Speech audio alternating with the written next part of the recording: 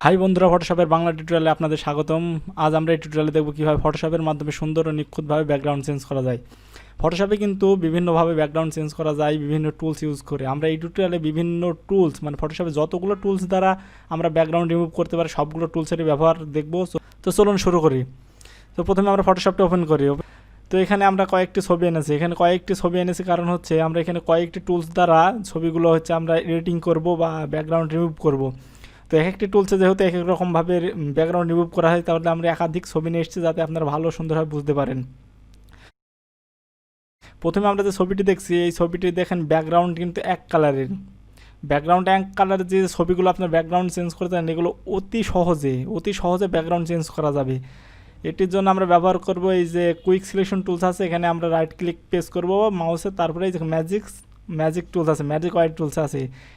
এটি দ্বারা সিলেকশন করার পর আপনি যে সাদা অংশটি আপনি সিলেক্ট করবেন, এটি হচ্ছে জাস্ট একটা ক্লিক দেন, সাদা অংশটি যা হয়ে গেছে, কিন্তু আমরা পাশের অংশটি এখনও সিলেক্ট হয়নি। এই জন্য আমরা কিবোর্ডে শিফট প্রেস করে তারপরে ঠিক অপর পাশে আরেকটি ক্লিক করব। তারপর এখানে আরেকটা ক্লিক করেন, দেখুন এখন কিন্তু সাদা ব্যাকগ্রাউন্ডটা পুরোটাই সিলেকশন হয়ে গেছে। কিন্তু আমার সিলেকশন সাদা ব্যাকগ্রাউন্ড যেহেতু আমরা বাদ দেবো, সেহেতু আমার সিলেকশন করা লাগবে এই ছবিটা। এটি সিলেকশন করার জন্য প্রথমে আমরা সিলেক্টে যাব। সিলেক্টে যাওয়ার পর ইনভার্স করে দিলে দেখেন আমার ছবিটি সিলেক্ট হয়ে গেছে। এরপর আমরা যা করবো, এরপর আমরা এই যেখানে রিফাইনেজ আছে এখান থেকে আমরা রিফাইনেজে যেতে পারবো, তার না হলে আমরা সিলেক্টে যাওয়ার পর এখান থেকে রিফাইনেজে যেতে পারবো। রিফাইনেজে যাওয়ার পর একটু ফেদারটা বাড়িয়ে দিবেন। বাড়িয়ে দেওয়ার পর নিউ লেয়ারের পর জাস্ট ওকে। দেখেন আমার ছবিটি কিন্তু পুরোটি ব্যাকগ্রাউন্ড চেঞ্জ হয়ে গেছে। এখন দেখেন এটি খুব দ্রুত। এটি হচ্ছে আপনার যদি এক কালারের ব্যাকগ্রাউন্ড হয়ে থাকে তাহলে এত দ্রুত করা যাবে। যদি এক কালারের ব্যাকগ্রাউন্ড না হয়ে থাকে, ধরেন এই ছবিটা কিন্তু এক কালারের ব্যাকগ্রাউন্ড না, এই কারণে হচ্ছে আমরা কিন্তু এত সহজে ব্যাকগ্রাউন্ড রিমুভ করতে পারবো না। তো এটা হচ্ছে এক কারণে হওয়ার পরে না আপনারা দেখলেন যে এক কালারের ব্যাকগ্রাউন্ডগুলো যেগুলো হবে সেগুলো আপনারা কত সহজভাবে করতে পারবেন। এক কালারের যদি ব্যাকগ্রাউন্ড হয়ে থাকে তাহলে আপনারা আরেকটি ওয়ে ব্যবহার করতে পারবেন, সেটি হচ্ছে আপনার টুলস না, সেটি হচ্ছে আপনার, ঠিক আছে তাহলে আমরা দেখাই আরেকটি ওয়ে। সেটা লেয়ারটি ডিলিট করে দিই, ডিলিট করার পর ওপেন। এই যে সিলেক্ট আছে, সিলেক্টে যাওয়ার পর আপনি কালার রেঞ্জে যাওয়ার পর ঠিক সাদাটা ক্লিক করবেন। ক্লিক করার পর ফাজিনেসটা একটু বাড়াই দিবেন, বাড়াই দেওয়ার পর জাস্ট ওকে। এই দেখেন সিলেকশন হয়ে গেছে। আবার আগের মতো সিলেক্টে যাওয়ার পর হচ্ছে আপনার ইনভার্স যাওয়ার পর হচ্ছে আবার রিফাইনেজে যাওয়ার পর ফেদারটা একটু বাড়াই দিবেন। বাড়াই দেওয়ার পর নিউ লেয়ারে জাস্ট ওকে। দেখেন আবার মানে এক কালার যদি ব্যাকগ্রাউন্ড হয়ে থাকে, আপনারা এত নিখুঁতভাবে বা এত দ্রুত যে ব্যাকগ্রাউন্ড চেঞ্জ করতে পারেন, এই দুইটি ওয়ে ছিল এক কালার ব্যাকগ্রাউন্ডের জন্য। এখন আমরা দেখব ডিফারেন্ট ওয়ে। তো এই ছবিটা আমরা কেটে দিই। এখন এই যে ছবিটি দেখছেন, এই ছবিটি কিন্তু আপনার যে হচ্ছে এক কালারের ব্যাকগ্রাউন্ড নেই। এক কালারের ব্যাকগ্রাউন্ড না থাকার কারণে এটি আমরা অন্য টুলস হিসেবে টুলস দ্বারা আমরা ব্যাকগ্রাউন্ডটা রিমুভ করতে পারি। এখানে আমি ব্যবহার করবো লেসো টুলসের আন্ডারে কিন্তু তিনটা টুলস আছে। একটা হচ্ছে শুধু লেসো টুলস, একটা হচ্ছে পলিগোনাল লেসো টুলস, আর একটা ম্যাগনেটিক লেসো টুলস। এখানে আপনি সবগুলো ব্যবহার করে করতে পারবেন। এখানে আমি ব্যবহার করে দেখা হচ্ছে পলিগোনাল লেসো টুলস। যেটা পলিগোনাল লেসো টুলসের কী হয় যে আপনি ছবিটা একটু জুম করে নিই, যে এটা ক্লিক মানে আপনি সুন্দরভাবে ক্লিক করে করতে পারবেন। যে এখান থেকে আমি দেখা যাচ্ছে একটু ক্লিক করবো, এই যে একের পর এক ক্লিক করেন, ক্লিক করতে করতে দেখেন এই যে ক্লিক করে আপনার যে এটা যে হচ্ছে পলিগোনাল লেসন, যে আপনি যদি ধীরে ধীরে করেন অনেক সুন্দর ও নিখুঁতভাবে আপনি কিন্তু ব্যাকগ্রাউন্ড রিমুভ করতে পারবেন।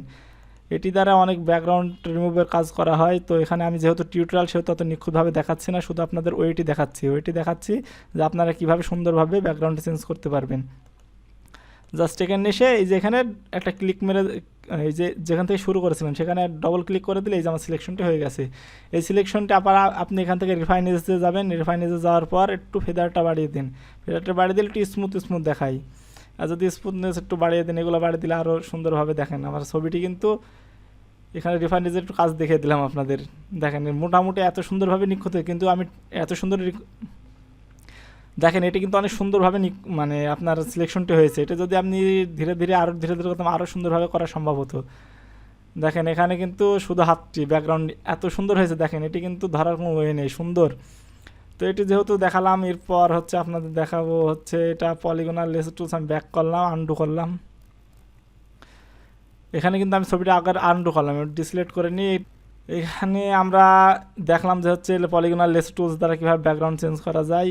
এই ফটোশপের ভিতরে কিন্তু সবচেয়ে নিখুঁতভাবে যে টুলসটি আমরা ব্যবহার করতে পারি সেটা হচ্ছে পেন টুলস। পেন টুলস দিয়ে এত সুন্দরভাবে নিখুঁত করার কারণ হচ্ছে পেন টুলসে আপনার যে কার্ভগুলো আছে, এই যে কার্ভ, এই কার্ভগুলো আছে, এই কার্ভগুলো আপনি সুন্দরভাবে সিলেকশন করতে পারবেন। আমার এই চ্যানেলে ফটোশপের এই আপনার পেন টুলসের উপর একটি ভিডিও আছে, যদি আপনারা যারা পেন টুলসের কাজ ভালো না জানেন তারা টিউটোরিয়ালটি দেখতে পারেন।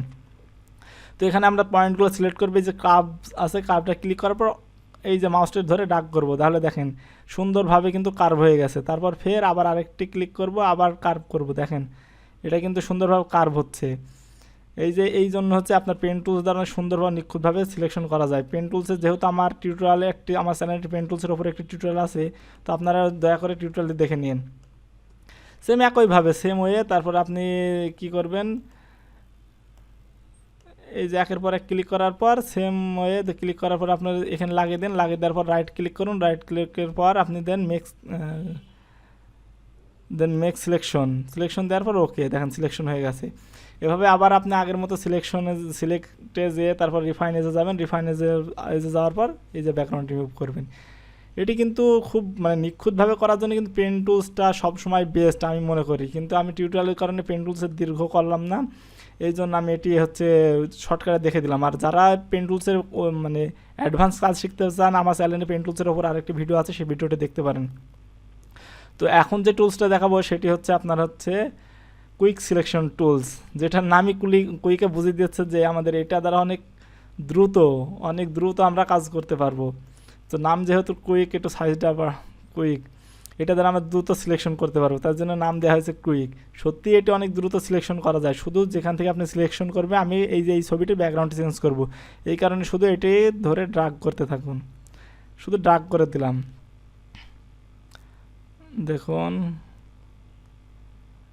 দেখেন কত সুন্দরভাবে অতি দ্রুত আপনার যে সিলেকশনটি হয়ে গেছে। এরপর যা করবেন, এই যে রিফাইনেজে যাবেন, রিফাইনেজে যাওয়ার পর একটু রেজিস্টার বাড়াই দিবেন, বাড়াই দেওয়ার পর ফেদারটা একটু বাড়াই দিবেন, বাড়াই দেওয়ার পর কন্ট্রাস্টটা একটু বাড়িয়ে দিন, কন্ট্রাস্টটা স্মুথ একটু করে স্মুথ যাক, দেখেন সিলেকশন হয়ে গেছে। এখন এই যে কিছু চুল আছে, সেই চুলগুলো যদি আনতে চান তাহলে এখানে ক্লিক করবেন, ক্লিক করার পর এই যে চুলগুলো চলে এসছে।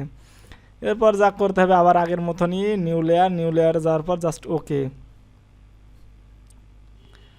ছবিটা অনেক মেগা, এই দেখেন ব্যাকগ্রাউন্ড খুব দ্রুত গায়েব হয়ে গেছে। এটি কিন্তু টিউটোরিয়ালে আপনার অনেক দ্রুত, নাম যেহেতু কুইক সিলেকশন টুলস, এটি অনেক দ্রুত সিলেকশন করা যায় এবং ব্যাকগ্রাউন্ড রিমুভ করা যায়, তাই এটার নাম দেওয়া হয়েছে quick selection tool. So guys, আপনাদের ফটোশপের বিভিন্ন টুলসগুলোর ব্যবহার দেখালাম এবং বিভিন্ন টুলসগুলো ব্যবহার করে ব্যাকগ্রাউন্ড রিমুভ করা দেখালাম।